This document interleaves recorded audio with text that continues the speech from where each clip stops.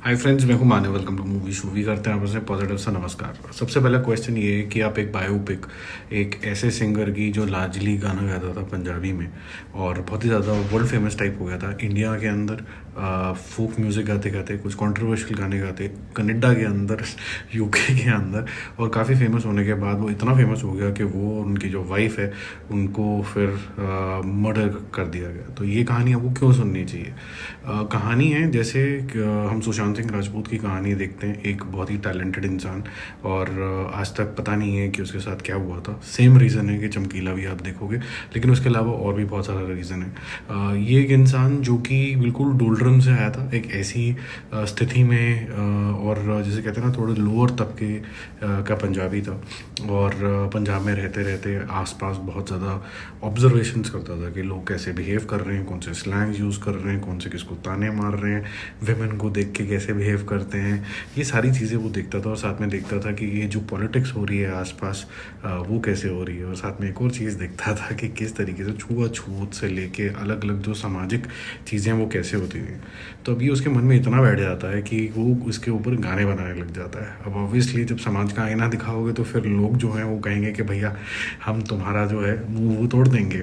तो काफ़ी धमकियाँ आती हैं, लेकिन ये क्योंकि सच बोल रहे होते हैं तो एक बहुत लार्ज जो तबका है इनको पॉपुलर, सुपर पॉपुलर बना देता है इनकी वाइफ के साथ। और वो एक कहानी भी काफ़ी इंटरेस्टिंग है कि अपनी वाइफ के साथ कैसे कोलैबोरेट करते हैं।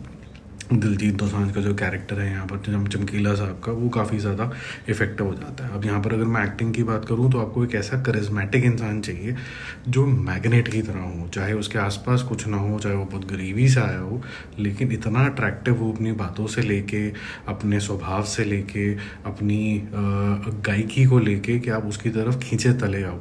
दूसरा, इसके अंदर बहुत सारी लेयर्स भी चाहिए थी। जहाँ पर आपको बहुत अच्छा सिंगर भी चाहिए था, वहाँ एक कन्फ्यूज स्टेट ऑफ माइंड भी चाहिए था कि कहीं ये जो स्टारडम मेरे को मिल रहा है, ये जो मेरा इतना बड़ा सिंगिंग अपॉर्चुनिटी आ रहा है, या फिर मुझे धमकियाँ आ रही हैं, कहीं ये किसी दिन चला तो नहीं जाएगा और हम भी किसी दिन दुनिया को थैंक यू तो नहीं कर देंगे। ये जो डर है ये भी बैठा रहता है। और वो कैसे परिणीति के साथ जब कॉन्वर्सेशंस कर रहा होता है, या फिर सिर्फ बिना एक्सप्रेशन के बातें कर रहा होता है, इतना एनर्जेटिक इंसान, तो वो जो मायूसी होती है, गुमसुम होती है, पन होता है, वो बहुत ही एक इम्प्रेसिव, जो कह सकते हैं आर्टिस्ट ही डिलीवर कर सकता है। जो इसकी आंखें सिर्फ बोल जाती हैं दिलजीत दोसांझ की, या बॉडी लैंग्वेज जो है जिसके अंदर शोल्डर जो है सिर्फ ड्रॉप हो जाते हैं, उससे आपको ये हिंट मिल जाती है कि while he's celebrating his success, but at the same time there are a lot of worries as well।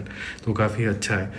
कहानी का जो डायरेक्शन है वो भी काफ़ी अच्छा है। आपको सीधा ही बता दिया जाता है कि इनका थैंक यू वेरी मच कर दिया गया है सैडली, और फिर उसकी इन्वेस्टिगेशन शुरू होती है जहाँ पर बहुत सारे लोगों के अलग अलग वर्जन आते हैं, और फिर एक थोड़ा सा सैड पार्ट शुरू हो जाता है, जिसको सैड कह तो नहीं सकते, लेकिन सैड तरीके से दिखाया गया है कि कैसे चमकीला साहब का नाम हर इंसान यूज़ करना चाहता है, कि वो कहीं ना कहीं इनसे अटैच्ड है। दूसरा डायरेक्शन का एक अच्छा चीज़ ये है कि जो ये पीरियड ड्रामा है, तो जिस टाइम में ये चला जाता है 80s में, वो काफ़ी ज़्यादा इफेक्टिव तरीके से यहाँ दिखाया गया है। चाहे पॉलिटिकल सिनेरियो हो, चाहे वो इनइक्वालिटी हो, चाहे पहली बार कुछ अलग तरीके से, क्योंकि इससे पहले जो गाने चलते थे वो फोक म्यूज़िक वगैरह होता था पंजाब का, वो सुनाया जाता था। पहली बार कोई आईना दिखाने लगा तो वहाँ पर पॉपुलैरिटी ज़्यादा आ जाती है। वैसे आप ये बोलोगे कि आजकल तो जितने भी रैपर्स हैं वो कुछ भी बोल देते हैं, वहाँ तो कुछ होता नहीं है।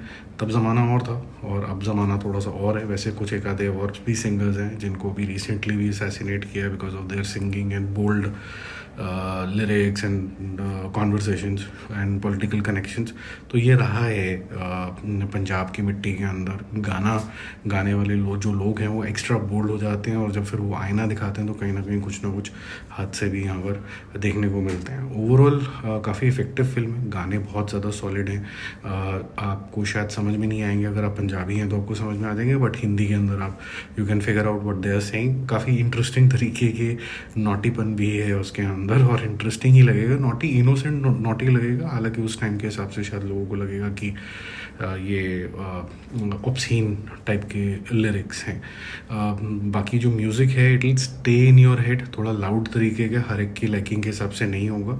बाकी इस तरीके की मूवीज़ हर एक को नहीं जमती हैं, क्योंकि एक बहुत ही स्पेसिफिक सेगमेंट को ये रिप्रेजेंट करती हैं। तो मेरे ख्याल से ये बहुत ज़्यादा पॉपुलर तो नहीं होगी, बट ये एक ऐसी ज़रूर होगी जो रिमेम्बरेबल टाइप की मूवी होगी।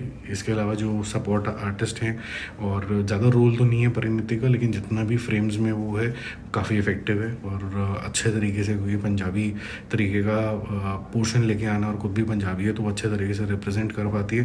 बाकी जो उनके दोस्त बने हुए हैं चमकीला साहब के, वो भी काफ़ी ज़बरदस्त हैं। इंस्पेक्टर साहब बहुत अच्छे लगते हैं आपको, और आस पड़ोस के जो लोग हैं तो यहाँ तक भी क्लेम कर लेते हैं कि जी चमकीला जो स्टेज नेम है वो भी मैंने दिया है। ये सारे लोगों के छोटे छोटे रोल हैं, लेकिन एक इफ़ेक्टिवनेस है। आप ये भी कह सकते हैं कि बहुत हद तक कि ये एक इन्वेस्टिगेशन भी है टू नो दिस पर्सन, जो कि अनसॉल्व ही रह जाती है बहुत हद तक, और कुछ हल्का सा क्यू भी दे जाती है, वो इस मूवी के अंदर हल्का सा एक्सप्लोर किया गया है। मेरा मूवी शो स्कोर इसके लिए रहेगा 4/5।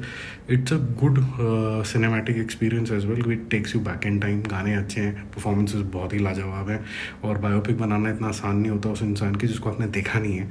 सिर्फ गानों से, उसकी पर्सनैलिटी से, जितना कहीं थोड़ा बहुत पढ़ा होगा उसके हिसाब से पूरा चित्रकारी बना देना, अपने आप में इम्तियाज़ अली ने बहुत अच्छा काम किया। Bye bye.